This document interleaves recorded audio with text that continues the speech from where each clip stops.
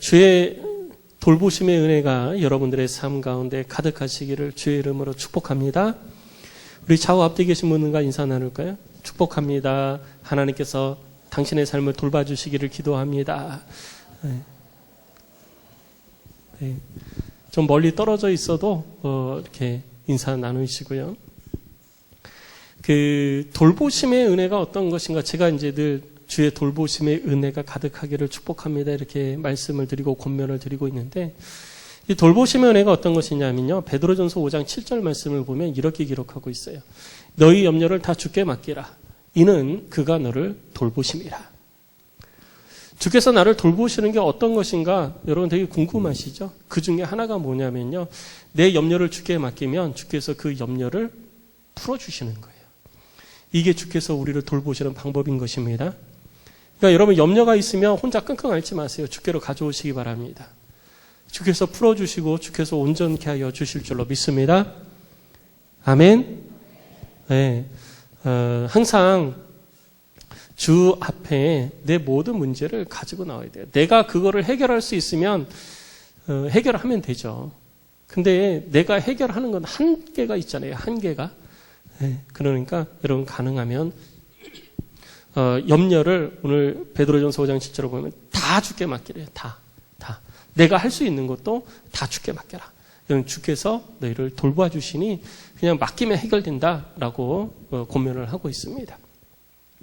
이 돌보심의 은혜가 여러분들의 삶 가운데 매일매일 충만하시기를 주의 이름으로 축복합니다. 오늘부터 마태복음 5장을 이제 살펴볼 텐데요. 마태복음 5장, 6장, 7장에 대해서 먼저 말씀을 드립니다. 5장, 6장, 7장은 이렇게 묶어가지고 우리가 잘 많이 들어왔죠. 산상수훈, 산 위에서 이 뭐라 그럴까요? 그 가르침, 산 위에서 가르침을 내렸다. 그래서 산상수훈. 혹은 예수님께서 산 위에서 설교를 하셨다. 그래서 산상설교, 이렇게 우리들이 명명을 하고 있습니다.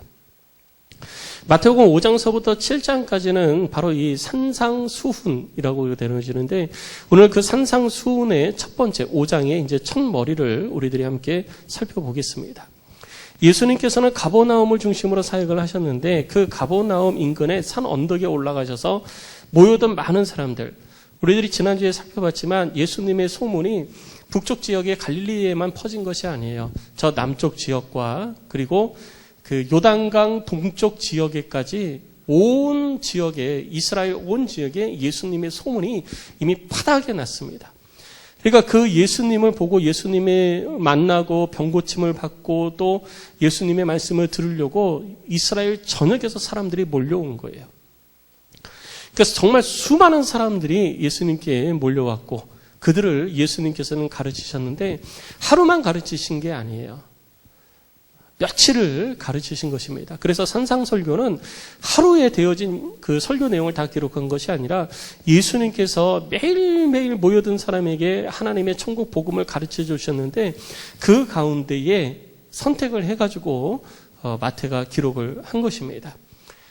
그러니까 선택을, 마태의 마음을 하나님께서 감동시켜서 선택을 하게 하신 것이니까 정말 중요한 것들만 마태가 기록을, 성령의 감동을 따라 기록을 한 것입니다.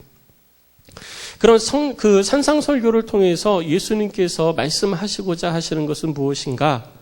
여러분, 그것은 예수 그리스도를 믿고 하나님의 자녀가 되었으면 하나님의 자녀는 이 땅에서 하나님의 자녀로 살아가야 됩니다. 하나님의 자녀로 살아가는 것이 어떤 것인가?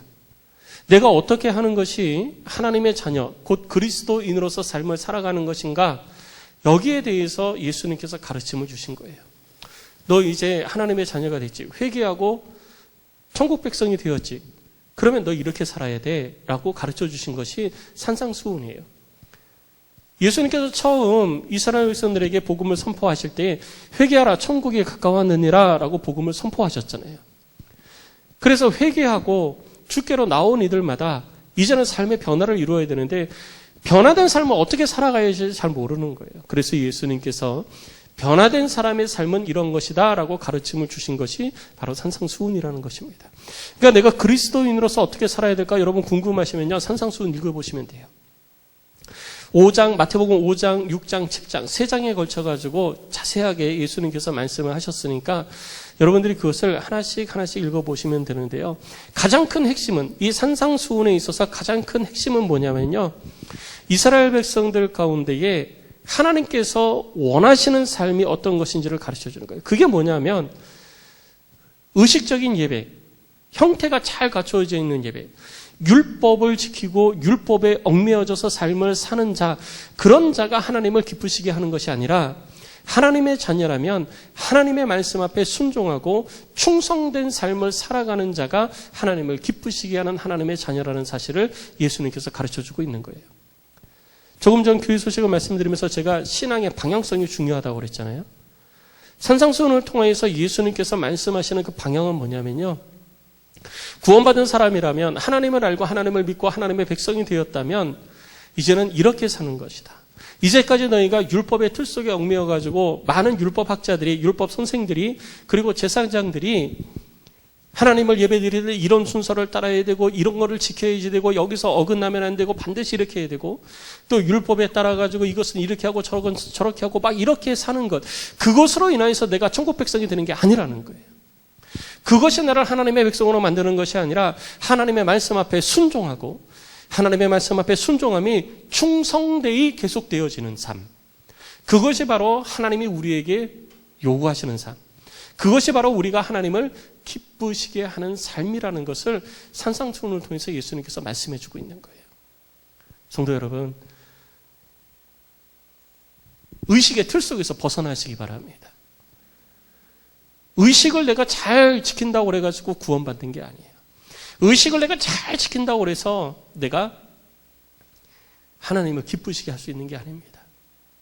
하나님의 말씀에 순종할 때, 그리고 하나님의 말씀 앞에 순종함이 충성되어 지속적으로 우리들의 삶 가운데 주님 앞에 설 때까지 이루어져 가는 때, 그것이 바로 하나님을 기쁘시게 하는 삶임을 여러분 기억하시고 그런 삶을 살아가는 우리 안되기 모든 성도들이 되시기를 주의 이름으로 축복합니다.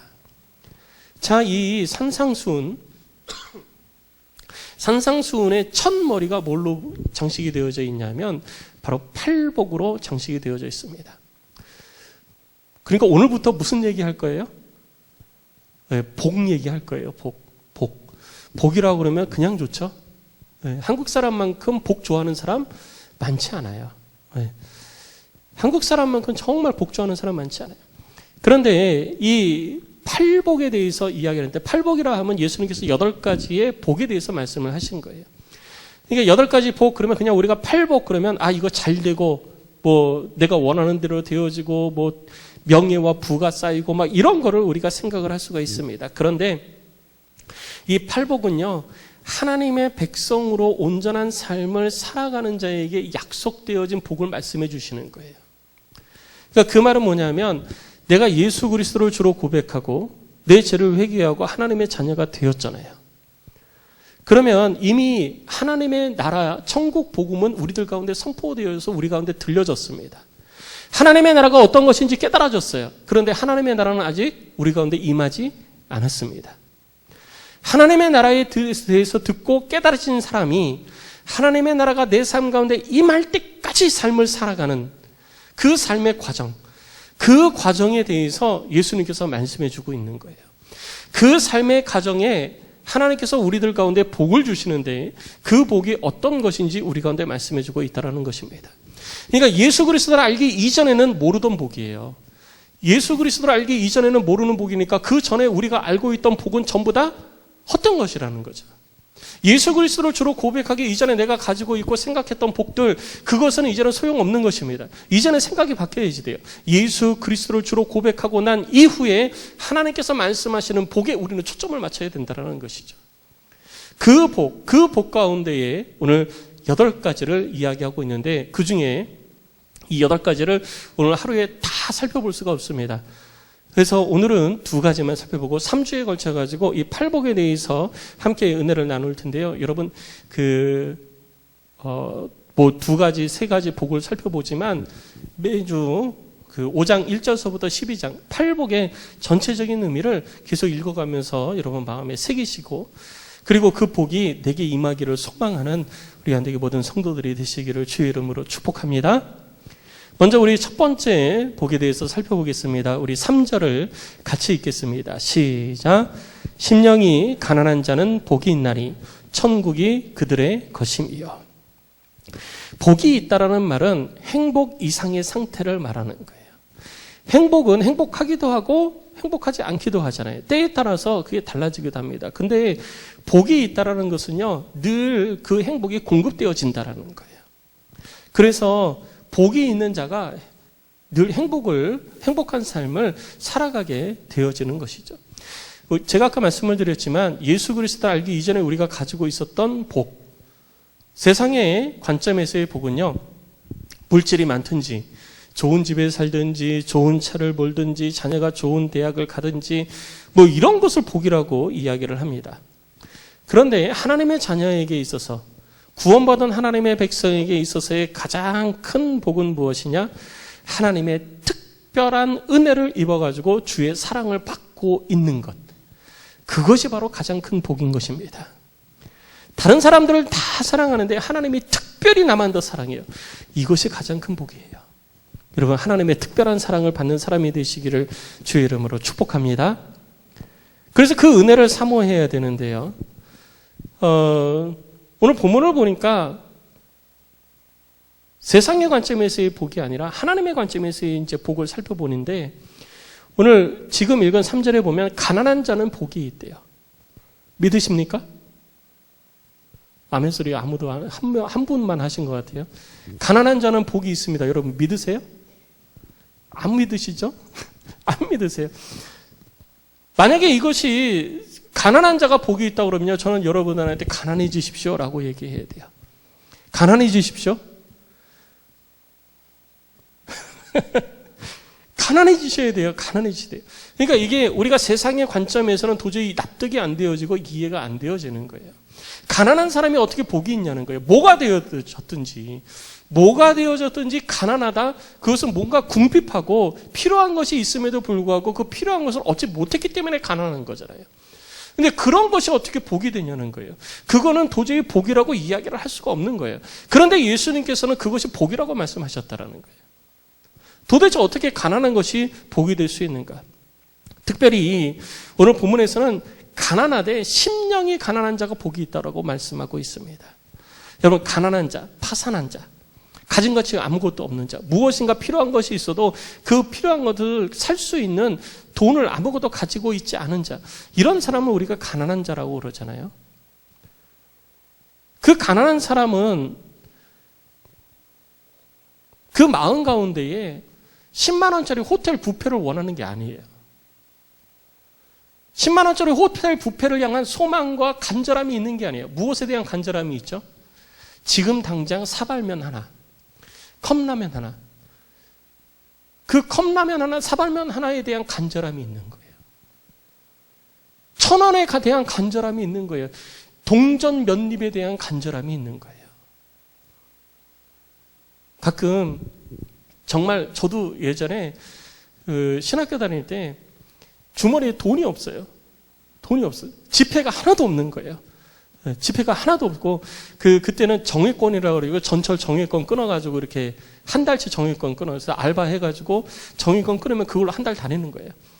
그러니까 그 한 달 다니는데 밥은 사 먹어야 되잖아요. 밥은 사 먹어야 되는데 그게 없으니까 어떻게 하냐면요, 진짜 배는 고프고 밥은 먹어야 되겠고 근데 돈은 없고 그러면 어떻게 하냐? 자판기 가가지고 밀크커피 하나, 150원짜리 밀크커피 하나를 마시면 그걸로 한 개 해결이 되는 거예요. 자판기 밀크커피가 얼마나 맛있는지요. 그거는 굶다가 먹어보지 않은 사람은 도저히 이해가 안 되는 거예요. 정말 맛있어요. 온몸에 피가 막 샘솟게 하는 거예요. 생기를 돌게 하는 게 그 자판기에 150원, 지금은 좀 비싸겠죠. 지금은 뭐 350원, 400원 막 이렇게 하는 것 같은데 그때는 150원. 100원, 150원. 너무 그게 제 몸에 막 생기를 돌게 하는 거예요. 그래서 그걸, 1,000원짜리, 5,000원짜리 이런 것도 필요 없어요. 딱 100원짜리 2개. 150원, 200원. 그거 하는 그 자판기 커피 하나. 그것만 먹었으면 좋겠다는 그것만. 그것만 먹어도 내가 모든 것이 정말 해결되어질 것 같은 그런 간절함이 있는 거예요. 그러니까 우리들 가운데에 심령이 가난하다는 거는요, 마음이 가난하다는 얘기가 아니에요.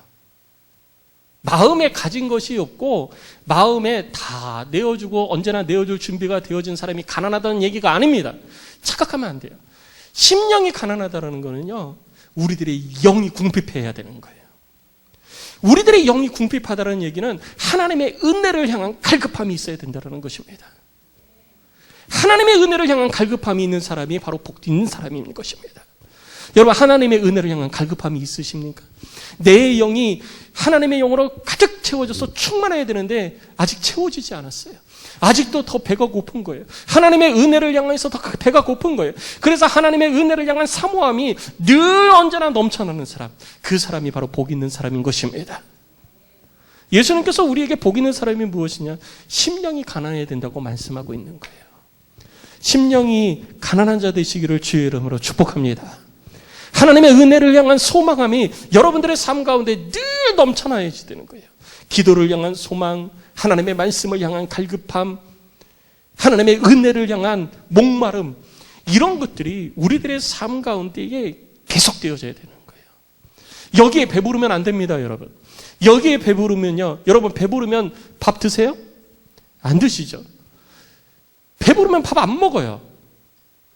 아무리 맛있는 거 갖다 줘도요, 내가 배부르면은 그거 다 소용없습니다. 그래서 우리들의 영이요, 배부르면 안 되는 거예요. 만족해야만 안 되는 거예요. 늘 가난해야 되는 것입니다. 우리들의 심령은 늘 가난해야지 돼요. 그래야 하나님의 말씀, 하나님의 은혜를 향해서 달려가게 되어지고 사모하게 되어지고 그것을 내가 막 움켜쥐는 그런 마음을 갖게 되는 것입니다. 하나님의 은혜에 대해서 내가 이 정도면 됐어, 아유 만족스럽네, 이렇게 하면요, 그때서부터 기도 안 하고요, 그때서부터 하나님의 말씀 가까이 안 합니다. 그래서 하나님의 말씀, 은혜를 향해서는요, 늘 배고파야 돼요. 그래서 예수님께서 말씀하신 거예요. 심령이 가난한 자가 복 있는 자다.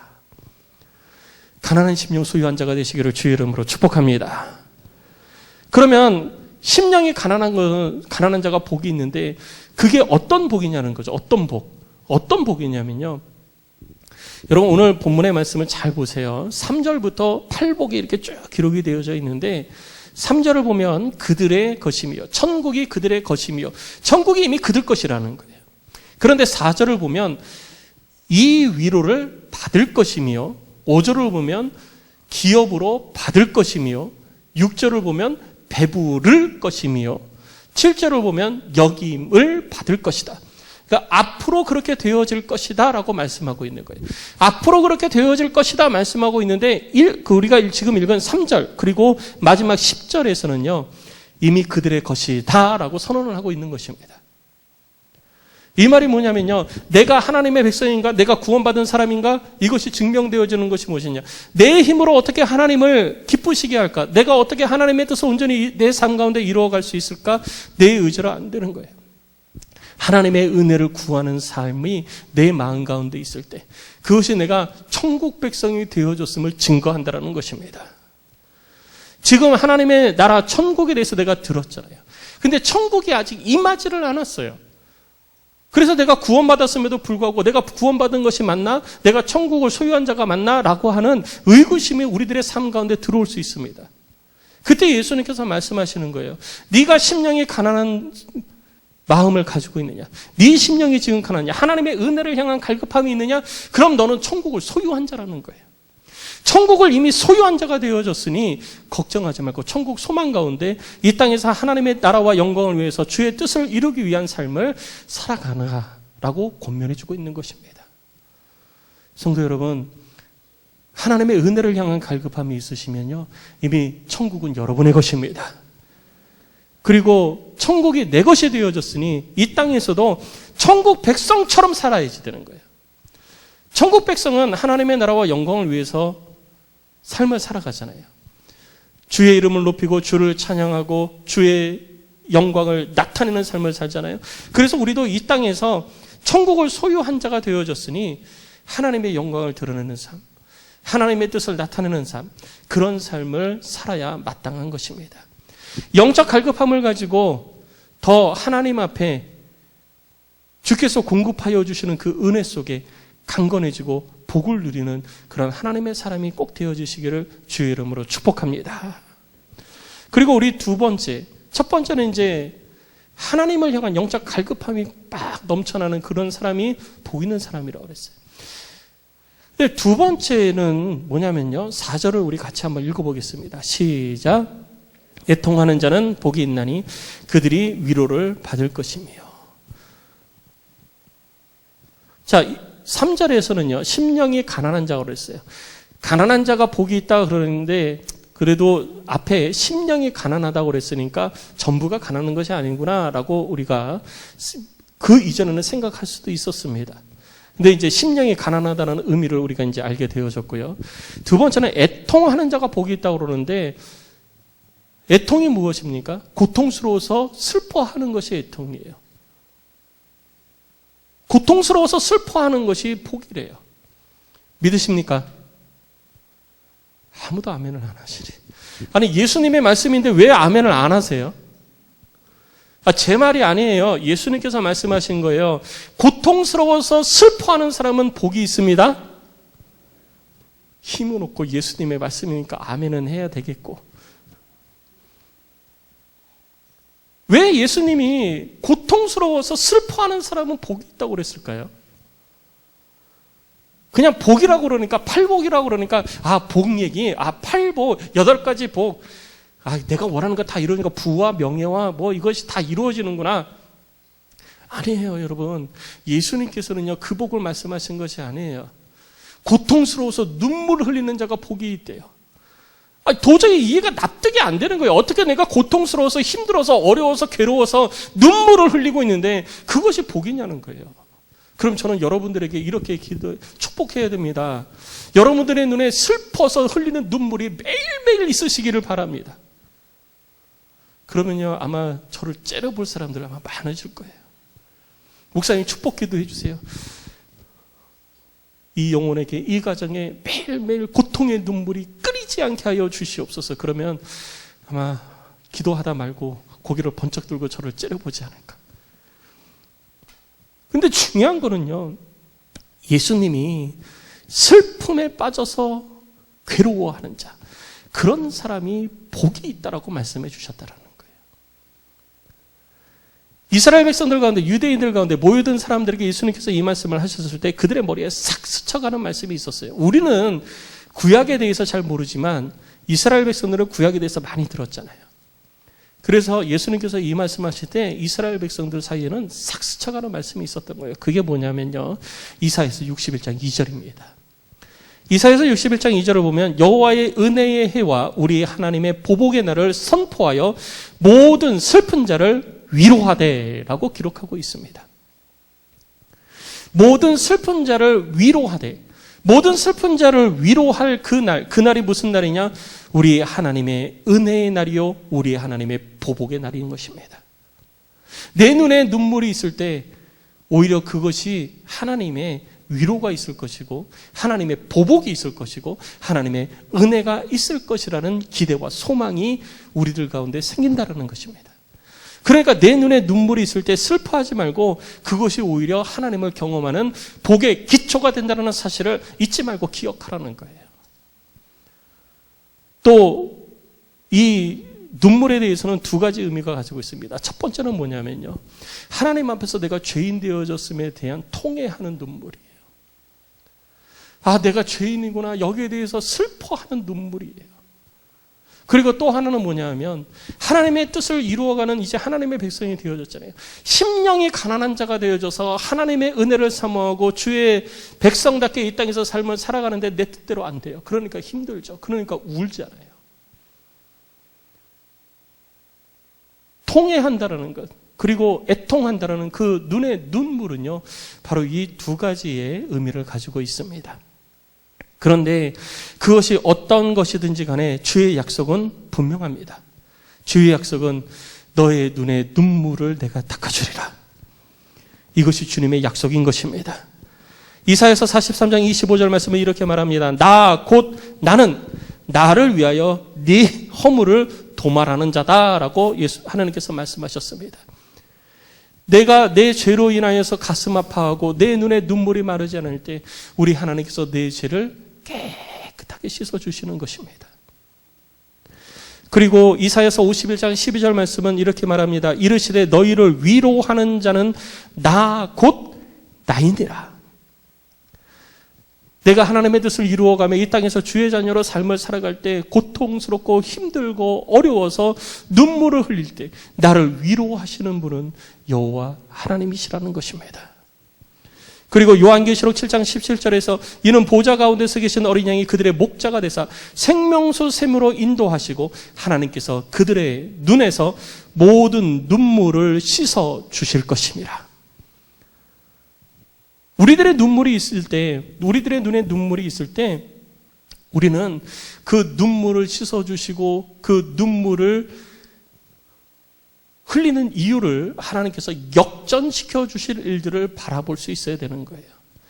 그래서 내 눈에 눈물이 있을 때 오히려 그것이 복이라는 사실을 예수님께서는 말씀해 주고 있는 것입니다. 예수님을 따르는 것이 부와 명성을 가져다 준다는 뜻이 아닙니다. 예수님의 제자들은 예수님한테 선택을 받았어요. 당시에는요, 스승이 제자를 선택하지 않습니다. 제자가 스승을 선택해요. 아, 내가 저 사람한테 가서 배우면 참 좋겠다. 저 사람의 저런 것을 배워야 되겠다. 내가 판단이 되어지면 그 사람한테 가서 그 사람의 곁에서 수종을 들기 시작합니다. 밥도 해다 주고 빨래도 해주고 그 사람 뭐 신발도 닦아주고 발도 닦아주고 온갖 심부름 다 하는 거예요. 그러면서 그의 가르침을 배우는 거예요. 그리고 더 이상 내가 가르침을 배울 게 없다, 가르침을 받을 게 없다 그러면 또 다른 스승을 찾아가는 것이 그때 당시의 모습입니다. 그런 상황 가운데에서 예수님의 제자들은 예수님이 선택을 했잖아요. 위대하신 분인데 선택을 했어요. 그렇게 수종드는 사람이 많아도 선택받기가 쉽지 않은데 예수님이 선택을 하신 거예요.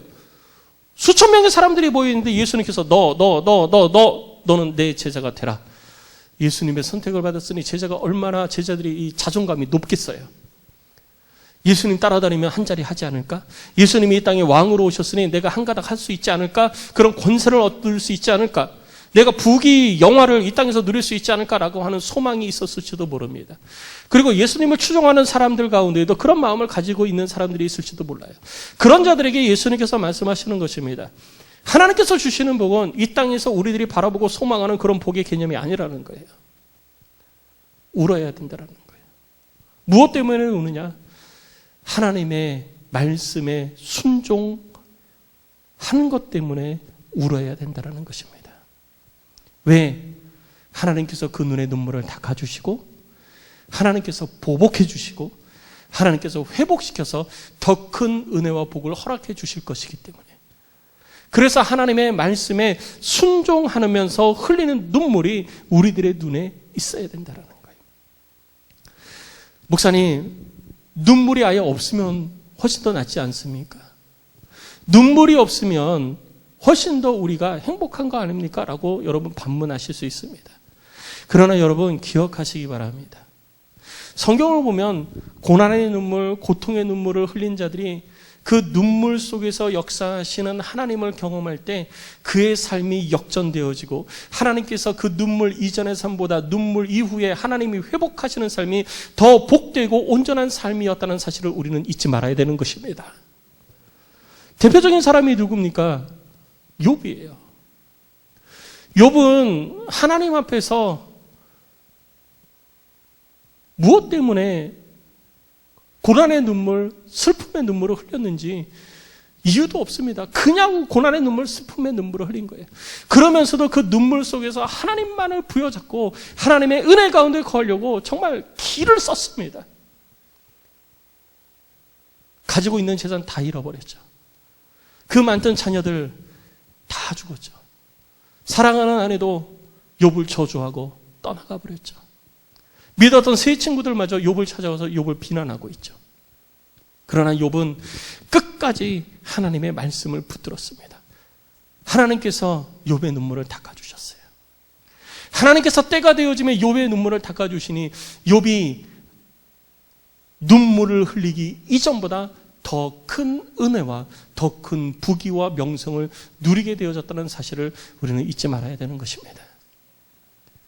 우리가 해서 얻는 것이 아니라 하나님께서 우리에게 회복의 은혜를 더하시고 하나님께서 우리를 건져주시고 세우시는 그 은혜가 임할 때 우리는 그 이전보다 7배나 더 큰 역사를 경험하게 되어지고 하나님의 부어주시는 은혜를 맛보게 되어질 줄로 믿습니다.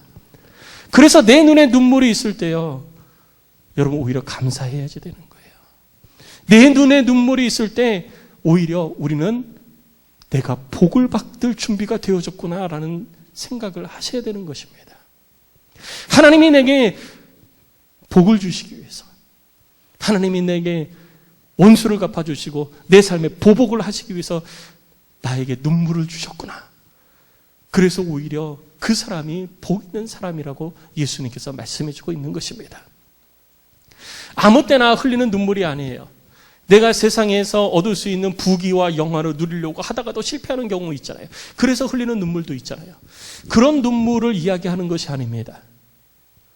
그런 눈물을 이야기하는 것이 아니라 예수님께서 말씀하시는 눈물은요, 아까도 말씀을 드렸듯이 내 죄 때문에 내가 슬퍼하고 자복하고 하나님 앞에 죄 용서의 은혜를 구하는 눈물, 그리고 고난의 눈물인데 어떤 고난의 눈물이냐, 하나님의 말씀에 순종하려고 하다 보니 고난이 찾아왔어요. 어려움이 찾아왔어요. 핍박이 왔어요. 그것 때문에 흘리는 눈물을 말하는 것입니다. 하나님의 말씀에 순종하려고 했는데 왜 내가 핍박을 당할까? 하나님의 말씀을 따라서 나는 순종했는데 왜 내게 이런 어려움이 오는가? 그러나 여러분, 하나님은 우리를 하나님의 말씀 앞에 순종해서 어려움에 처해 있는 우리들, 고난의 환경 가운데 처해 있는 우리들, 하나님은 그냥 놔두시는 것이 아니라 그 상황을 역전시키시고 그 상황을 온전케 하시고 우리를 더 복되게 하시는 분임을 여러분 기억하시기 바랍니다. 그래서 우리는 애통해야지 되는 거예요. 눈물이 있어야 되는 거예요. 무엇 때문에? 하나님의 말씀에 순종하다 흘리는 눈물이 있어야 되는 것입니다. 성도 여러분, 주의 말씀이 내게 들릴 때 내가 앞으로 직면하게 될 고난 때문에 걱정되십니까? 혹은 지금 내가 직면하고 있어서 여러분 두려우십니까? 지금 내 두 눈에 하나님의 말씀에 순종함으로 인하여서 흘리는 눈물이 있으십니까? 여러분, 주의 위로가 있으시기를 주의 이름으로 축원합니다. 주께서 그 눈물을 닦아주실 것입니다. 그리고 그 눈물 이전의 삶보다 하나님께서 더 큰 은혜와 복을 우리 가운데 허락하여 주실 줄로 믿습니다. 그래서 두려워 마십시오. 하나님의 말씀을 이루어가는데 두려워 마십시오. 주의 뜻 가운데 순종함에 여러분 두려워 마십시오. 근심하지 마십시오. 걱정하지 마십시오. 내게 다가올 고난 때문에 여러분 걱정하지 마세요. 내 부귀 영화를 위해서가 아니라 하나님의 말씀을 위하여서, 하나님의 나라와 영광을 위해서, 주의 뜻을 위해서 흘리는 눈물은 주께서 반드시 닦아주시고 주께서 그 이전보다 더 큰 은혜와 복을 반드시 허락해 주실 줄로 믿습니다. 여러분 속에, 여러분들의 눈에 이 눈물이 있으시기를 주의 이름으로 축복합니다. 하나님의 말씀에 순종하다가 겪는 경제적인 어려움, 인간관계의 어려움, 사업적인 어려움, 여러 어려움들이 있을 수 있어요. 여러 핍박들이 있을 수 있습니다. 그러나 그것으로 인하여서 견디기 힘들어서 내 눈에 눈물이 있을 때 하나님께서는 그 눈물을 기억하시고 그 사람에게 보복의 날, 하나님께서 일하실 보복의 날, 하나님께서 베푸실 은혜의 날, 그 날이 곧 오게 되어지도록 하나님께서 일하시게 되어질 줄로 믿습니다. 그날을 소망하십시오. 그래서 내 눈에 눈물이 있을 때 여러분 감사하시기 바랍니다. 그리고 그 내 눈에 눈물을 흘리기 위하여서 여러분 주의 말씀 앞에 더 순종하십시오. 예수 그리스도를 믿고 믿음으로 말미암아 천국 백성이 되어져서 이 땅에서 이미 천국에 대해서 알고 있고 천국에 대해서 듣고 천국을 믿었지만 아직 우리 가운데에 현실화되어지지 않은 그 천국, 앞으로 이루어질 그 천국, 그 천국을 향한 소망함을 가지고 믿음으로 살아갈 때 우리들의 눈에 눈물이 있을 때 그것이 우리들 가운데 더 큰 은혜요, 더 큰 복임을 기억하시고 오히려 내 눈에 눈물이 있음에 감사하시고 내 눈에 눈물이 있음에 하나님께 영광 올려드리는 그런 안디옥의 모든 성도들이 되시기를 주의 이름으로 축복합니다. 그래서 우리는 복 있는 사람이 되어야 돼요. 안디옥 성도 여러분, 복 있는 사람 되시기 바랍니다. 하나님의 은혜를 향한 갈급함이 있으시기를 주의 이름으로 축복합니다. 애통하는 눈물이 여러분들의 눈에 있으시기를 주의 이름으로 축복합니다. 주께서 우리의 갈급함 가운데에 은혜를 베풀어 주시고 천국 소망이 넘쳐나게 하여 주실 뿐만 아니라 우리들의 눈에 있는 눈물을 닦아주시고 눈물 이전의 삶보다 더 큰 은혜와 복을 우리들의 삶 가운데 반드시 허락하시고 이루어 주실 것입니다. 이 복이 여러분 가운데 가득한 삶이 되시기를 주의 이름으로 축복합니다.